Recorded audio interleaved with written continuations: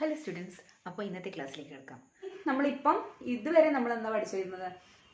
ഇതുവരെ നമ്മൾ silver coins കിട്ടാനുള്ള ചാൻസ്, അങ്ങനത്തെ കാര്യങ്ങൾ, അല്ലെങ്കിൽ ബീഡ്സ് കിട്ടാനുള്ള ചാൻസ്, അല്ലെങ്കിൽ ബോൾസ് കിട്ടാനുള്ള ചാൻസ്, മാർബിൾസ് കിട്ടാനുള്ള ചാൻസ്, അങ്ങനെയാണ് പഠിച്ചത് അല്ലേ? ഇത്രയും ദിവസമായിട്ട് നമ്മൾ ഇത്രയും ക്ലാസ്സുകളായിട്ട് നമ്മൾ അങ്ങനെയേ പഠിച്ചിട്ടുള്ളൂ. ഇനി നമുക്കൊന്ന് ജസ്റ്റ് ഇൻവേഴ്സ് ആക്കാം, ഉൾട്ടാവുക.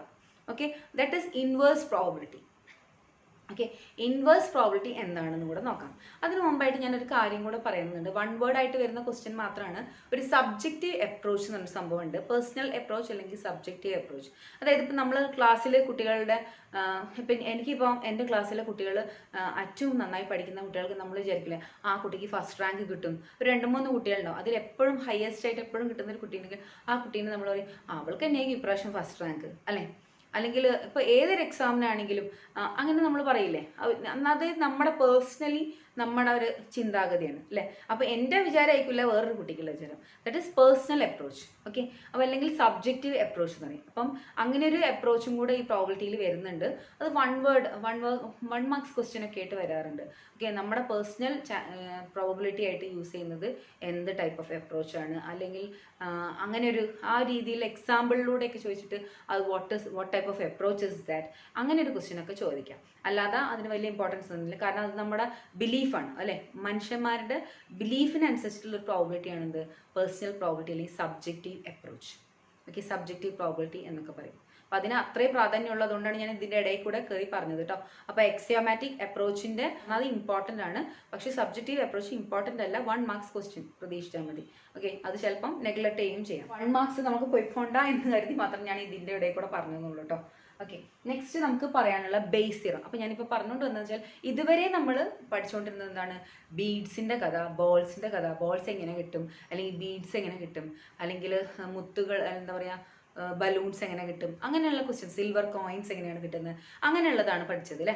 ഇനി നേരെ തിരിച്ചിട്ട് ഏത് ബോക്സിൽ നിന്നാണ് അത് കിട്ടാൻ പോകുന്നത്? ഇവിടെയൊക്കെ നമ്മൾ പേഴ്സിൻ്റെ കാര്യങ്ങളൊക്കെ പറഞ്ഞു, പേഴ്സ് 1 പേഴ്സ് 2 ഒക്കെ എടുത്തിട്ട് നമ്മൾ പറഞ്ഞു. പക്ഷേ ഏത് പേഴ്സിൽ നിന്നാണെന്നുള്ള ക്വസ്റ്റ്യൻ ഒന്നും വന്നിട്ടില്ല. പക്ഷേ ഏതെങ്കിലും ഒരു പേഴ്സിൽ നിന്നും സിൽവർ കോയിൻസ് കിട്ടാനുള്ള സാധ്യത മാത്രമേ ചോദിച്ചിട്ടുള്ളൂ അല്ലേ? സിൽവർ കോയിൻസ് കിട്ടാനുള്ള സാധ്യത തന്നെയാണ് അവിടെ ചോദിക്കുന്നുള്ളൂ. പക്ഷെ നേരെ ഇൻവേഴ്സ് ആയിട്ട് ജസ്റ്റ് ഉൾട്ടായിട്ട് പറയുന്ന ടൈപ്പ് ഓഫ് പ്രോബിലിറ്റിയാണ് ഇത് ബേസ് തിയറം പറയുന്നത്. ഇൻവേഴ്സ് അപ്രോച്ച് അല്ലെങ്കിൽ ഇൻവേഴ്സ് പ്രോബിലിറ്റി. ഓക്കെ, അപ്പോൾ ജസ്റ്റ് ഉൾട്ട വരും. അതായത് ഇതുവരെ നമ്മൾ ബീഡ്സിനെ പറ്റി ചോദിച്ചു, ഇനി അത് ബീഡ്സ് വെച്ചിരിക്കുന്ന ബോക്സ്, അത് ഏത് ബോക്സിൽ നിന്നാണ് എടുത്തത്, അല്ലെങ്കിൽ കുറേ ബോൾസ് ഒരു ഏണിൽ കുറേ ഏൺസിൽ കൊണ്ടുവിട്ടിട്ടുണ്ട്. First urn, second urn, third urn, അല്ലെങ്കിൽ കുറേ ബാസ്ക്കറ്റിൽ കൊണ്ടിട്ടുണ്ട് അല്ലേ? അപ്പോൾ ഏത് ബാസ്ക്കറ്റിൽ നിന്നാണ് കിട്ടുന്നത്? അപ്പോൾ അങ്ങനെയുള്ള ക്വസ്റ്റ്യൻസ് ജസ്റ്റ് ഉൾട്ട അല്ലെങ്കിൽ ഇൻവേഴ്സ് പ്രോബിലിറ്റി, ഇൻവേഴ്സ് ആയിട്ട് വരുന്ന പ്രോബിലിറ്റിയാണ് നെക്സ്റ്റ് നോക്കുന്നത്. പ്രോബിലിറ്റി എന്ന് പറഞ്ഞാൽ സെക്ഷനിലുള്ള ലാസ്റ്റ് കോൺസെപ്റ്റും കൂടെ ക്ലിയർ ആക്കാൻ പോവാണ്. Inverse probability. Inverse probability just കണ്ടുപിടിച്ച സർ തോമസ് ബേസ് ആണ്. ബേസ് തിയറം എന്താണെന്നുള്ളത് നമുക്ക് നോക്കാം. അപ്പോൾ ഇതുവരെ നമ്മൾ പഠിച്ചതിൻ്റെ ജസ്റ്റ് ഉൾട്ട. ഓക്കെ, അപ്പോൾ ബേസ് തിയറം എന്താണെന്ന് നമുക്ക് നോക്കാം. ഇതാണ് P of A given B അല്ലേ? അപ്പോൾ എന്താ ഞാൻ പറഞ്ഞത്? Given A given B. A given B എന്ന് പറഞ്ഞിട്ടുണ്ടെങ്കിൽ നമുക്കിപ്പോൾ റെഡ് ബോൾ ആണ് എന്നുള്ളത് പറഞ്ഞിട്ടുണ്ടാവും. അത് ഏത് ബാസ്ക്കറ്റിൽ നിന്നാണ്, അത് സെക്കൻഡ് ബാസ്ക്കറ്റിൽ നിന്ന് കിട്ടാനുള്ള ചാൻസ്, അല്ലെങ്കിൽ what's the probability of getting the red ball from the first basket എന്നുള്ള ടൈപ്പ്. അപ്പോൾ ഫസ്റ്റ് ബാസ്ക്കറ്റ് ആണ് നമ്മൾ ഈ എ പറയുന്നത്. given it is red a into p of b given a divided by p of a into p of b given a plus p of not a into p of b given not a.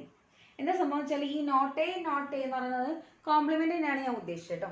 നമ്മൾ നേരത്തെ എഴുതിയ ആ formula ഇല്ലേ, അത് നമ്മളെ total probability നമ്മളെ താഴെ വരും.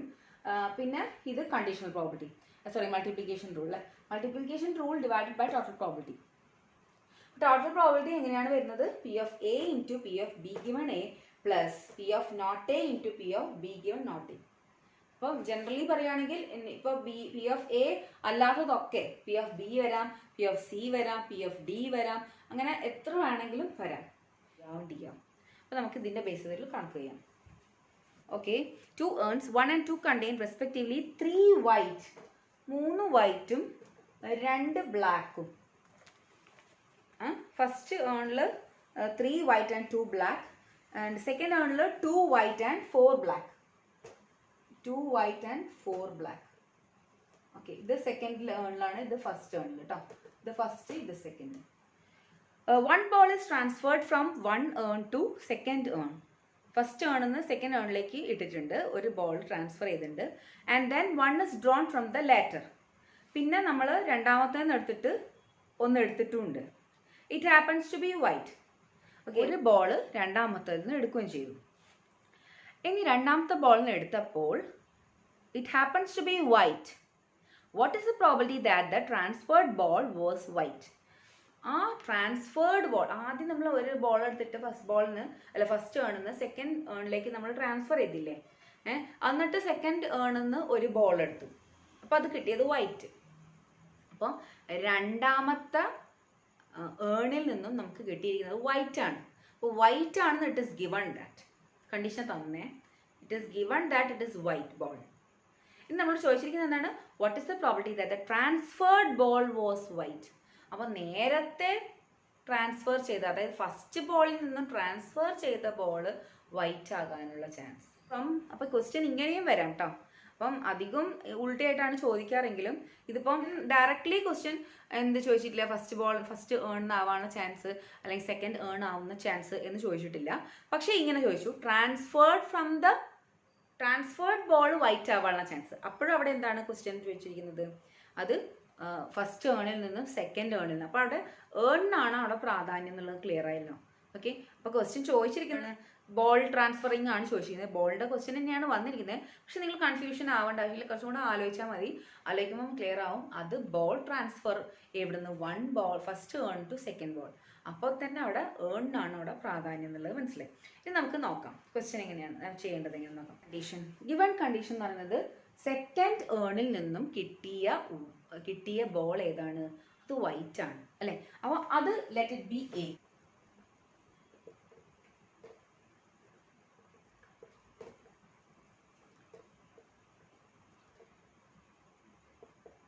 അത് അവർ പറഞ്ഞിരിക്കുന്നല്ലോ, ഇവർ പറഞ്ഞിട്ടുണ്ട്, നമ്മൾ പറഞ്ഞിട്ടുണ്ട് സെക്കൻഡ് ഏണിൽ നിന്നും അവരൊരു വൈറ്റ് ബോൾ എടുത്തു എന്ന് പറഞ്ഞിട്ടുണ്ട്. That is given. Okay, it is given that white ball has taken from the second earn.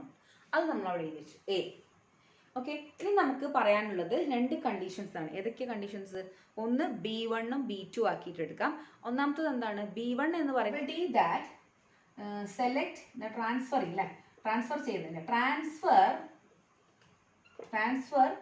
A white ball from first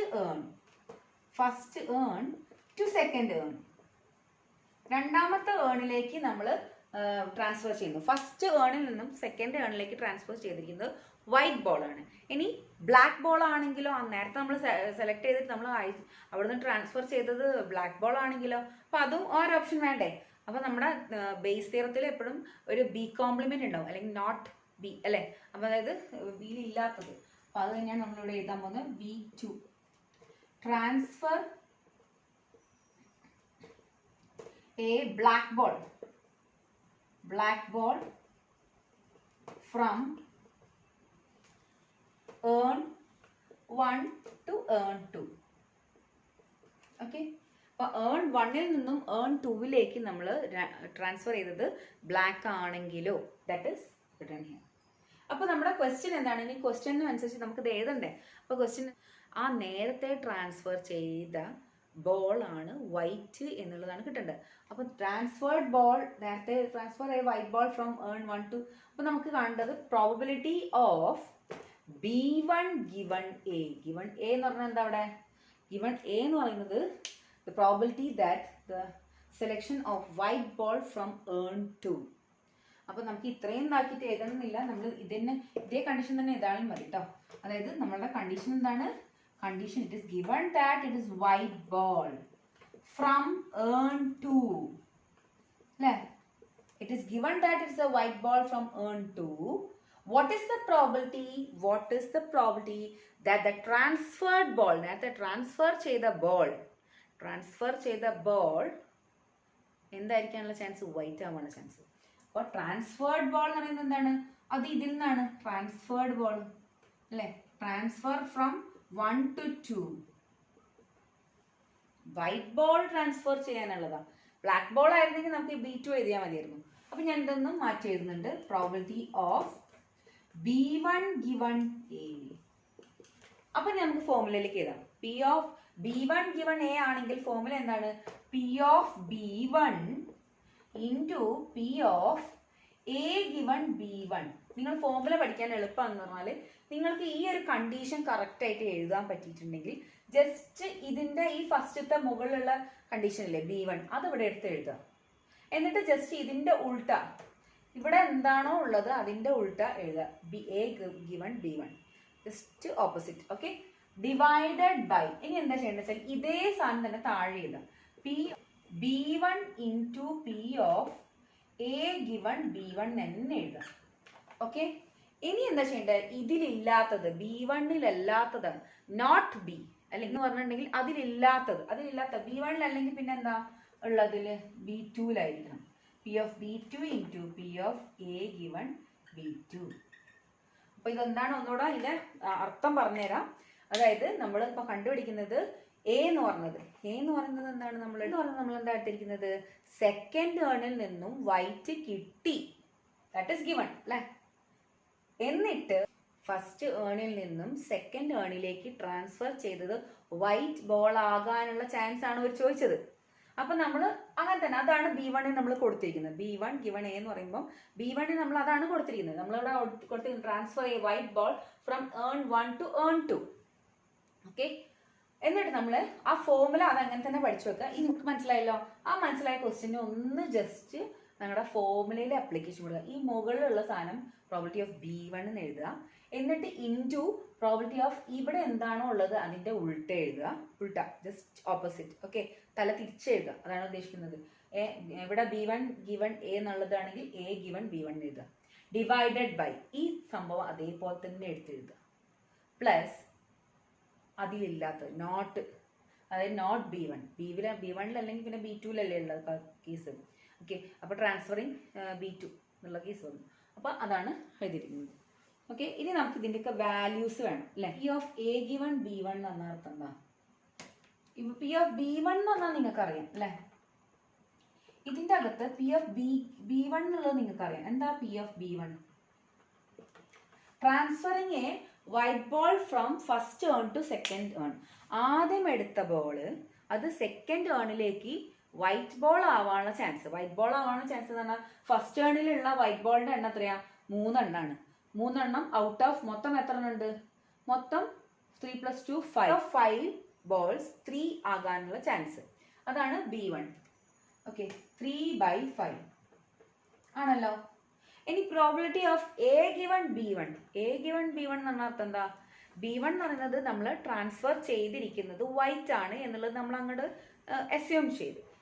it is given that transferred ball is white. Okay, from first earn to second earn, then what is the probability of getting a second earnൽ നിന്നും white ball കിട്ടാനുള്ള chance? നമ്മൾ transfer ചെയ്തിരിക്കുന്ന ball, അതായത് ഈ ഏണിൽ നിന്നും first ഏണിൽ നിന്നും second ഏണിലേക്ക് ട്രാൻസ്ഫർ ചെയ്തിരിക്കുന്നത് വൈറ്റ് ബോൾ തന്നെയാണ്. ഓക്കെ, അങ്ങനെയാണെങ്കിൽ രണ്ടാമത്തെ ഏണിൽ നിന്നും വൈറ്റ് ബോൾ കിട്ടാനുള്ള ചാൻസ് എത്രയാണ്? നോക്കുക, രണ്ടാമത്തെ ഏണിൽ എത്ര ബോൾസ് ഉണ്ട്? ഇപ്പം 2 വൈറ്റും 4 ബ്ലാക്കും ഉണ്ട് അല്ലെ. അപ്പൊ ഒരു ബോൾ ഇതിലേക്ക് വന്നിട്ടുണ്ടെങ്കിൽ ഇതിന്റെ അർത്ഥം എന്താ? ഒരു ബോൾ ഇതിലേക്ക് വന്നു എന്ന് പറഞ്ഞാൽ ടോട്ടൽ എത്രയായി മാറി? ടോട്ടൽ 7 ബോൾസ് ആയി. അതിൽ വൈറ്റ് ബോൾ ആവാനുള്ള ചാൻസ് വൈറ്റ് ആണ് നമ്മൾ കൊടുത്തതെന്ന് നേരത്തെ പറഞ്ഞു. അപ്പൊ ഇവിടെ ഓൾറെഡി 2 ബോൾസ് ആണുള്ളത്. +1 2 + 1 is 3. ഓക്കെ, 3/7 ആയി. അപ്പം probability of A given B1 എന്ന് പറഞ്ഞാൽ ക്ലിയർ ആയോ? 3/7. അപ്പൊ ഞാൻ ഇവിടെ എഴുതിക്കോട്ടെ, അത് 3/5 into 3/7. ഇനി ഇത് തന്നെയല്ലേ മുകളിലുള്ള സ്ഥാനം തന്നെയല്ലേ താഴെ, അത് അവിടെ എഴുതി വെക്കുക. പ്ലസ് ഇനിയാണ് നോക്കേണ്ടത് P of B2, അതായത് probability of transferring black ball from first urn to second urn. Black ball ആണ് നമ്മൾ ആദ്യം ട്രാൻസ്ഫർ ചെയ്തതെങ്കിൽ, അങ്ങനെയാണെങ്കിൽ ആ ബ്ലാക്ക് ബോൾ കിട്ടാനുള്ള ചാൻസ്, അതായത് ബ്ലാക്ക് ബോൾ ആവാനുള്ള chance, what is the probability of transferring a black ball from first turn to second turn. അപ്പോൾ ഫസ്റ്റ് ടേണിൽ നമുക്ക് ബ്ലാക്ക് ബോൾ എത്ര എണ്ണം ഉണ്ടെന്ന് നോക്കണ്ടേ? അപ്പോൾ ഇവിടെ 2 ബ്ലാക്ക് ബോൾസ് ഉണ്ട്. ഔട്ട് ഓഫ് എത്ര ബോൾസ് ആണ്? 5 ബോൾസ്. അപ്പോൾ 2/5 അല്ലേ? Probability of B2 it is 2/7. Clear ആയല്ലോ? ഇനി വാട്ട് ഇസ് ദ പ്രോബിലിറ്റി? അടുത്തത് എന്താണ്? Probability of A given B2. A given B2 അങ്ങനെ പറഞ്ഞാൽ B2 എന്താണ്? ട്രാൻസ്ഫറിങ് ഒരു black ball from first turn to second ball. First ടേണിൽ നിന്ന് സെക്കൻഡ് ടേണിലേക്ക് ട്രാൻസ്ഫർ ചെയ്യുന്നത് ബ്ലാക്ക് ആണ്. ഇറ്റ് ഈസ് ഗിവൺ ദാറ്റ് അപ്പോൾ ബ്ലാക്ക് ആണ് കൊടുത്തത്. ബ്ലാക്ക് ആണ് ഇവിടുന്ന് ട്രാൻസ്ഫർ ചെയ്തത്. സെക്കൻഡിലേക്ക് ബ്ലാക്ക് ആണ് കൊടുത്തിരിക്കുന്നത്. ഓക്കെ, ബ്ലാക്ക് കൊടുത്താൽ അവിടെ ടോട്ടൽ എണ്ണം കൂടൂലേ? യെസ്, ഉറപ്പായിട്ടും ടോട്ടൽ എണ്ണം കൂടും. യെസ്, അപ്പോൾ ഞാനത് ഇവിടെ എഴുതട്ടല്ലേ. Probability of A given B2. അപ്പോൾ ടോട്ടൽ എത്ര ഉണ്ടാവും? 7 ആണ്. ഇനി what is the probability of getting a white ball from the second ഏണിൽ നിന്നും വൈറ്റ് ബോൾ കിട്ടാനുള്ള chance when it is given that the transferred ball is black ആണ് transfer ചെയ്തിരിക്കുന്നത്. അങ്ങനെയാണെങ്കിൽ വൈറ്റ് കിട്ടാനുള്ള ചാൻസ് അപ്പോൾ എത്രയായിരിക്കും? ഇവിടെ വൈറ്റിന്റെ എണ്ണം കൂടുന്നുണ്ടോ? ഇല്ല, ബ്ലാക്കിന്റെ എണ്ണമാണ് കൂടുന്നത് അല്ലേ? അപ്പോൾ നമുക്ക് എന്ത് വരും? വൈറ്റ് കിട്ടാനുള്ള ചാൻസ് എത്രയാണ്? What is the probability of getting a white ball from the earn 2? രണ്ടാമത്തെ ഏണിൽ നിന്നും വൈറ്റ് കിട്ടാനുള്ള ചാൻസ് എന്ന് പറഞ്ഞാൽ ഇവിടെ വൈറ്റിൽ എത്രയാണ്? ഇവിടെ എത്രയാണ് വൈറ്റ് ഉള്ളത്? 2 തന്നെ ഉള്ളൂ. പക്ഷെ ടോട്ടൽ ഇവിടെ ചേഞ്ച് ചെയ്തു, 7 ആയി. അപ്പോൾ 2/7. ഓക്കെ, 2/7. അപ്പോൾ നമുക്ക് ഇവിടെ എഴുതാം. നമ്മുടെ വാല്യൂസ് ഒക്കെ ഒന്നുകൂടെ എഴുതി വെക്കാം അല്ലേ? വാല്യൂസ് എന്താ കിട്ടും? P of B2 എന്ന് പറഞ്ഞാൽ നമുക്കറിയാം. ഒന്നുകൂടെ പറയണോ? P of B2 എന്ന് പറഞ്ഞാൽ എന്താണ്? ഫസ്റ്റ് ഏണിൽ നിന്നും സെക്കൻഡ് ഏണിലേക്ക് ട്രാൻസ്ഫർ ചെയ്തിരിക്കുന്നത് ആരാണ്? ഫസ്റ്റ് ഏണിൽ നിന്നും സെക്കൻഡ് ഏണിലേക്ക് ട്രാൻസ്ഫർ ചെയ്തിരിക്കുന്നത് ബ്ലാക്ക് ബോൾ ആണ്. അപ്പോൾ ബ്ലാക്ക് ബോൾ ട്രാൻസ്ഫർ ചെയ്യാനുള്ള ചാൻസ് എത്രയാണ്? ഫസ്റ്റ് ഏണിൽ 2 ബ്ലാക്ക് ബോൾ ആണുള്ളത്. ദാറ്റ് ഈസ് 2/5 അല്ലേ? ഇനി probability of A given B2 എന്ന് പറഞ്ഞാലോ? B2 എന്ന് പറയുന്നത് എന്താണ്? രണ്ടാമത്തെ ഏണിലേക്ക് കൊടുത്തിരിക്കുന്നത് ബ്ലാക്ക് ബോൾ ആണ് എന്ന് വെച്ചോ. Okay, it is given that black ball is transferred from first to second. അങ്ങനെയാണെങ്കിൽ വൈറ്റ് ബോൾ കിട്ടാനുള്ള ചാൻസ്. അപ്പോൾ രണ്ടാമത്തെ ഏണിൽ എത്ര വൈറ്റാണ് ഉള്ളത്? 2. അപ്പോൾ 2/7. ഓക്കെ, 2/7.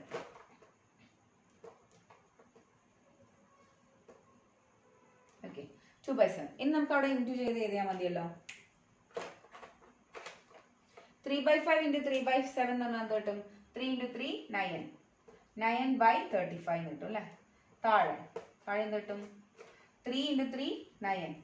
9/35 പ്ലസ് 2 × 2 4. 4/35 കിട്ടും.